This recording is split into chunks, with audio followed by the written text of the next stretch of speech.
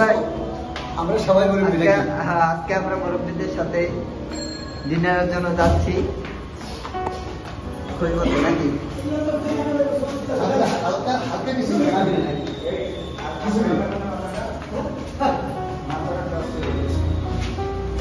আজকে আমাদের খাওয়া হবে আমাকে নামাই গায়ে একটু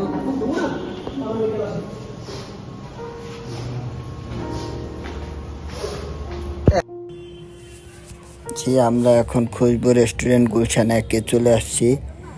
আমরা এখন খাবারের অর্ডার দিব।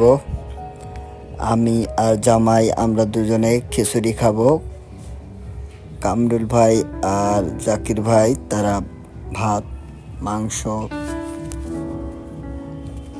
ভর্তা, ভাজি তাই খাবে।